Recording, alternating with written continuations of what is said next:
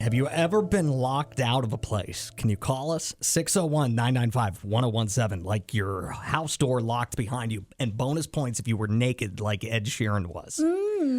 So he was telling this story in some magazine. I guess this was back in 2018 or 2019, so a little bit ago. But he was playing a show in England, and he was asleep middle of the night, and he was sleeping naked. So I'm not really sure what kind of a hotel they were staying in where he would have had to leave his room to go to the bathroom.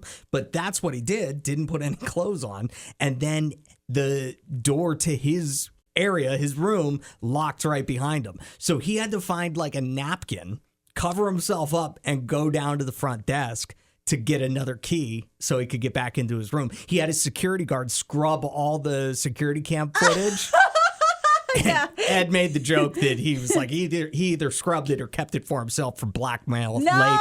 But I would love it if anybody's ever been in a situation like that and wanted to call or text and tell us your story. 601-995-1017, getting locked out naked. It's a very similar situation to Ed Sheeran. My college dorm room, so it was 4 rooms in one room, but we all had our own private lock on our doors. And all the doors in our dorm room locked automatically if you didn't set them to stay unlocked. Well, I went to go to the shower. Luckily, it was a shared room, so I always had my little Velcro towel that I could wrap around myself that was like a little dress if I was walking to or from my actual little room. But I had locked myself out of said little room. So whenever I finished my shower and was just in my little towel dress, I was trying to get into my dorm and I couldn't. My roommate was nice enough to go downstairs to try and get a spare key, but they would not let her sign out my key because she was not me. And she was trying to explain them like send someone up there. I promise she's up there in a towel. What do you want her to do? I had to walk down to the front desk in a co-ed dorm in my little Velcro towel dress and be like, please can I have my key? Please can you give me my key so I can get in my room? Oh my gosh. Hated it. 601-995-1017. I have maybe an extra fear of being locked out of anywhere naked, particularly. Like I don't want to be found. Well, like you know how some people say they'll like let the dogs out or whatever in the middle of the night and just be wearing their underwear? I would never do that. Like if I had to get up for something in the middle of the night and go outside, no matter if it's 2:00 in the morning, I'm going to put like a shirt on and some pants on. I'm not going out just undies. So I've never been in this situation. It would be impossible for me. Just you wait. I guarantee the second you own a house and have dogs, one night you're going to decide that it's worth it. And that's going to be the night that you lock yourself out and you're just in your tidy whities. Well, luckily for me, I am not really threatening of owning a house anytime soon. Tell us about a time you got locked out of the house naked.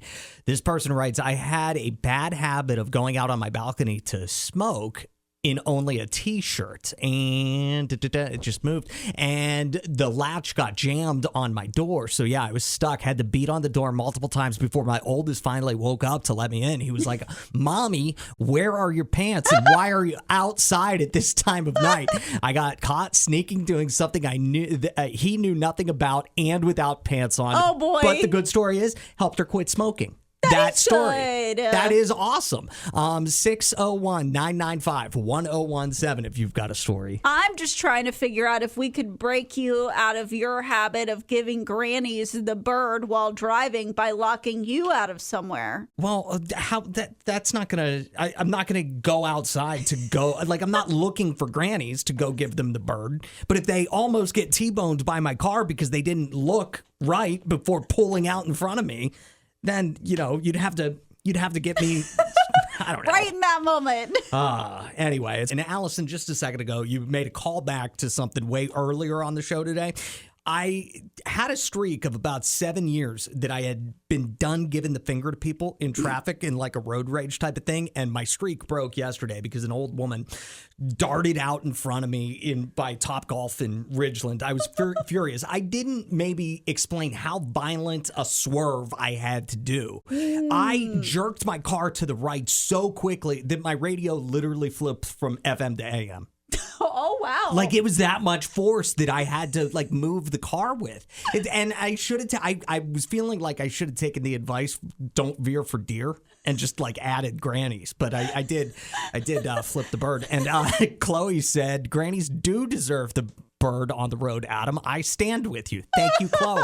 And I forgot whenever we talked about this earlier that we do have a grandma on the show. We've got Mildred. Mildred, what did you want to say? I was just calling for like a safety advice for you. Yes. I keep a trained hawk in the back of my car, baby. Uh-huh. And if you let your window down when you flip me off, I will sick him into your car. Mildred, how about you look both ways before you try to pull out into traffic? Whoa. Baby, I got a bad neck, sugar, because I had a four-wheeler wreck with your dad.